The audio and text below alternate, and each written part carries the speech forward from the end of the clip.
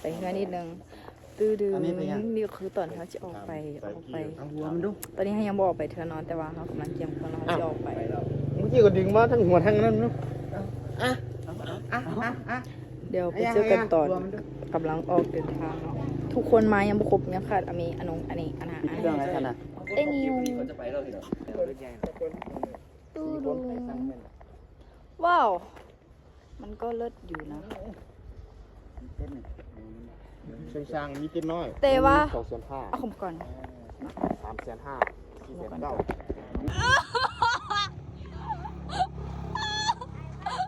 อีน้องเนี่ยตลกเมื่อกี้มันเข้ามาในปานอันเซียมาเลยปานเซียเนี่ย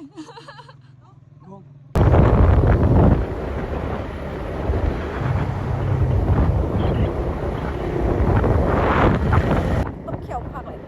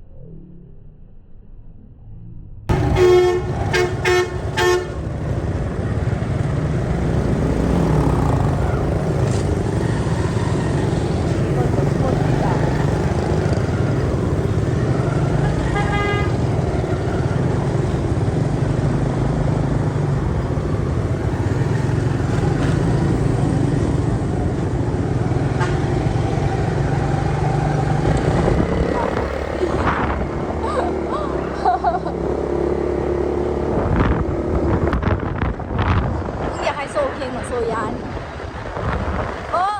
มันก็ต้องเคียงเหรอวะมันเคียงหลายมันสิขาดเนาะไม่ต้องพูดพี่ดูละ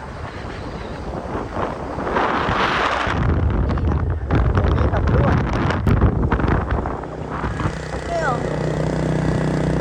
ไปโปรเจกต์ เดี๋ยวพูดมึงวะจอดนี่ทักก็ได้โทนจอดนี่ทักก็ได้ ที่ว่าเขาแซงรถไงบ่ได้ แม่นเลยคือมึงได้ที่เสียงรถใหญ่น่ะคนงามเลย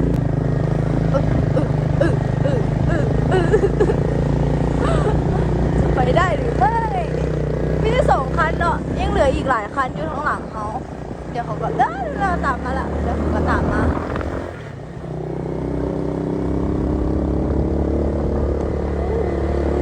คนมาเลยไม่ใหญ่เนี่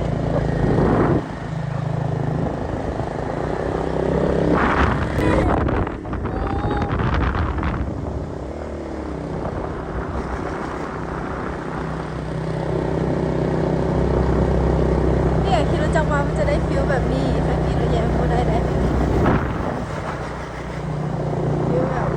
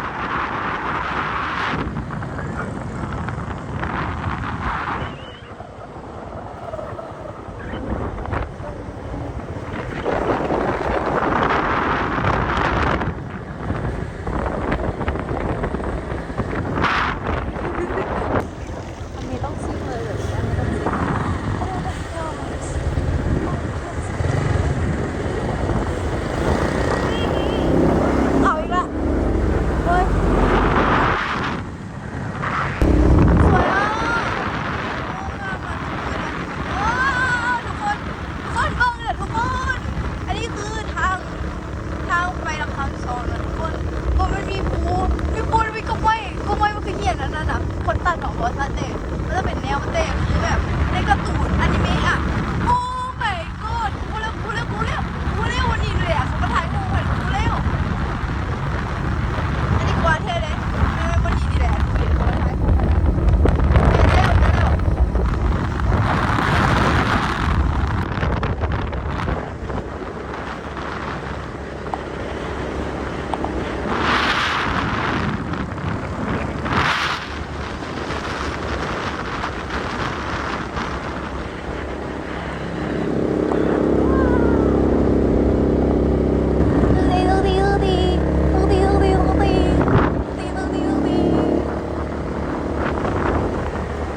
โอ้โห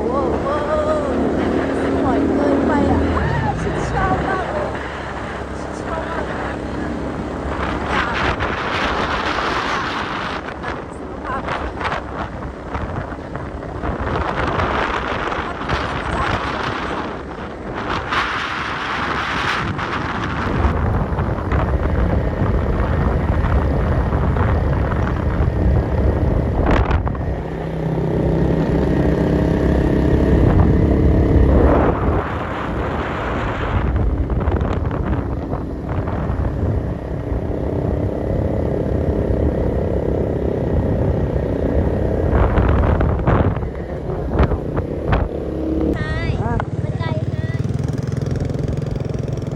รถขับเพล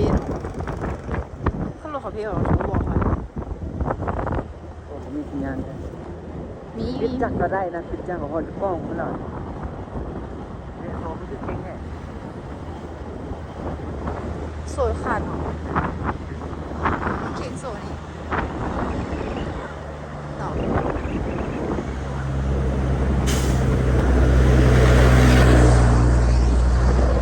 ชัวร์แล้วเป็นเอ๊ะ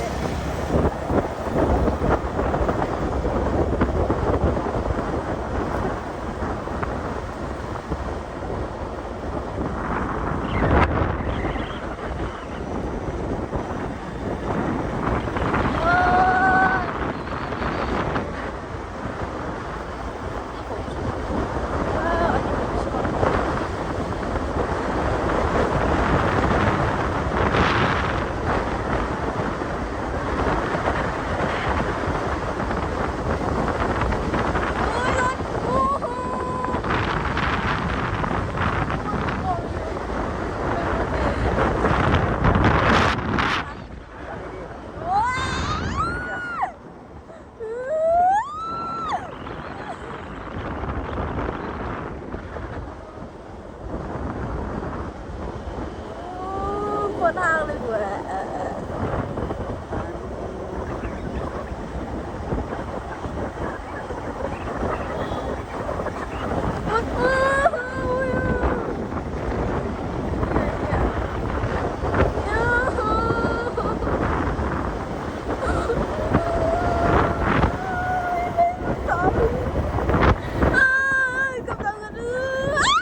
กำลังกันมาทนดิ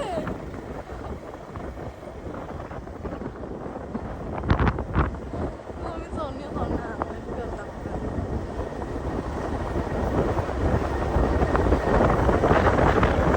โอ้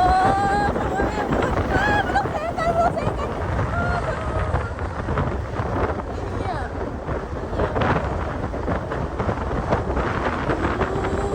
ไม่ยากนะขับดีๆโอ้ดีนี่นะเว้ยมาดันเข้าดีๆมึงเยี่ยมดีๆเนี่ย ต้องโค้งแบบนี้ อันนี้หมู โค้งแบบนี้มันมีไกลโค้ง เอ้ยไม่ต้องเห็นเลยไม่ต้องเห็นเดี๋ยว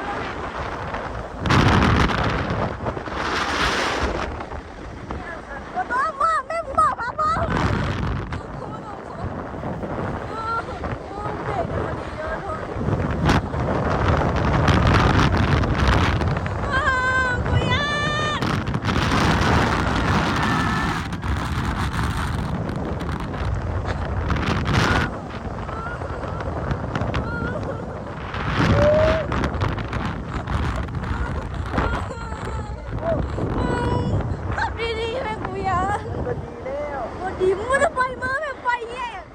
พูกัน ว้าทำไม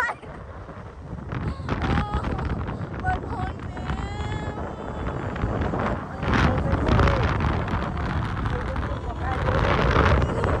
กองค่อยๆรถมา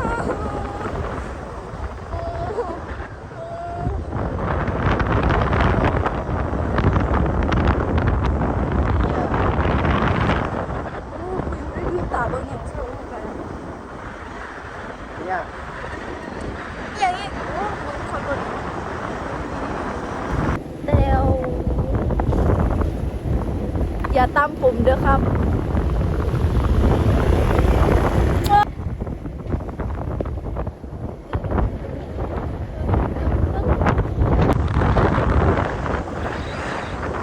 พาป่ามาพาป่าต้นนี้ไกลหรอ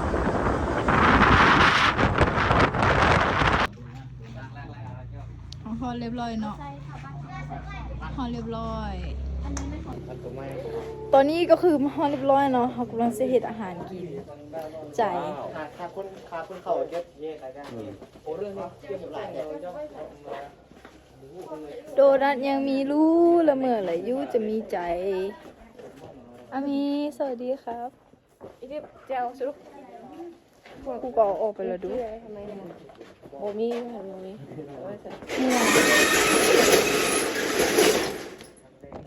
จะเฮ็ดสุกี้กินโอ้ my god น้ำดื่มโคตรหลายเลยเขายกไปทุกนึงก็พอแล้วแหละฮะ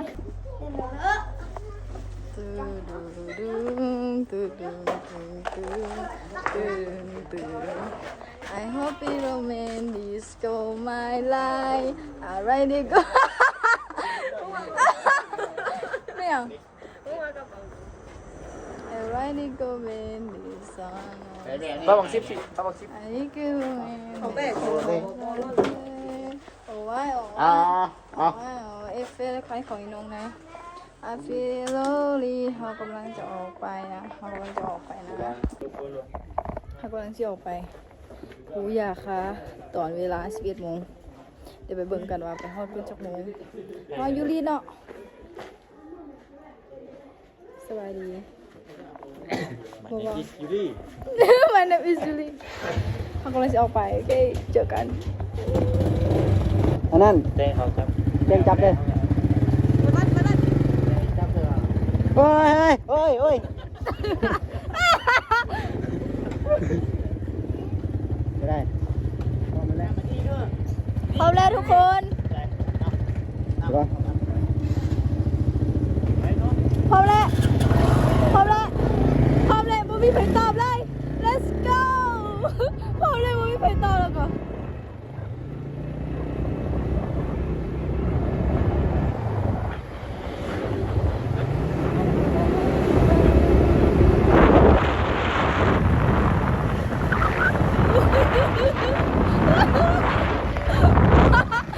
มึงตลกอ่ะ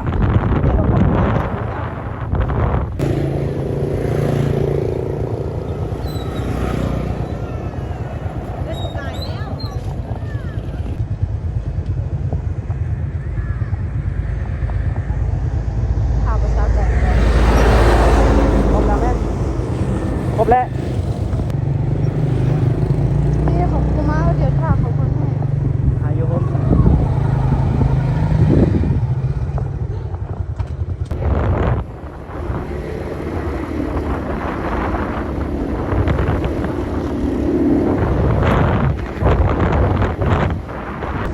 รถแข่งรถ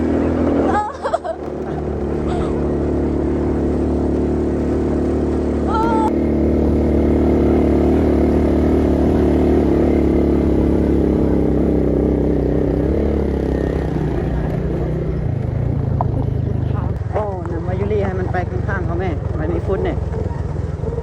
นี่แบบไปข้างนี้ข้างนี้ข้าง เอ นี้ อ เฮ้ยที่ข้างกันเด้อมันมีฝุ่นที่ข้างกันที่ข้างกันมันมีฝุ่นเดี๋ยวฝุ่นถึกยูรีขี่ฟังนี่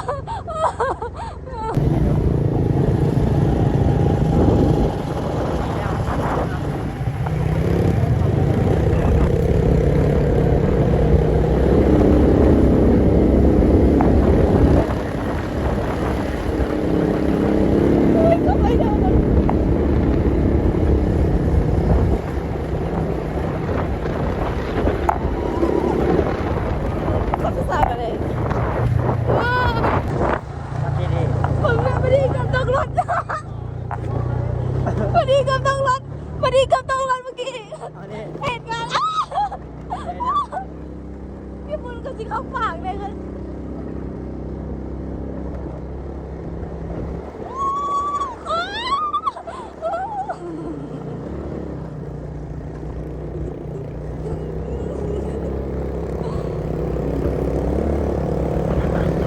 เราต้องเก่งแบบนี้ครับ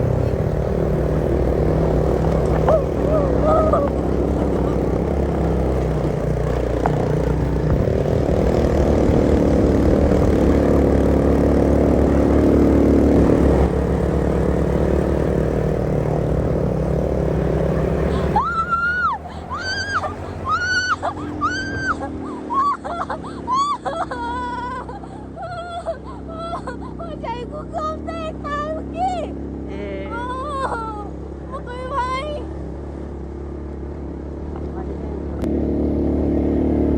โอ้ไม่ไหว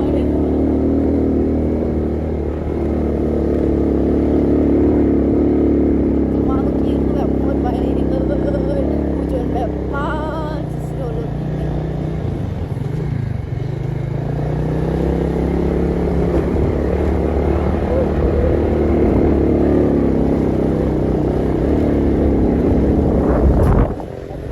คนดอก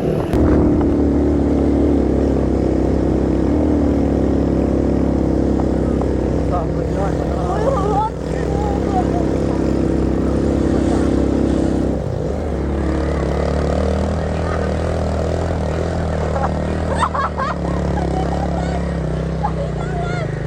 วันนี้ต้องเลย มันยอดไม่ได้ยอดไม่ได้ทางขึ้นนะ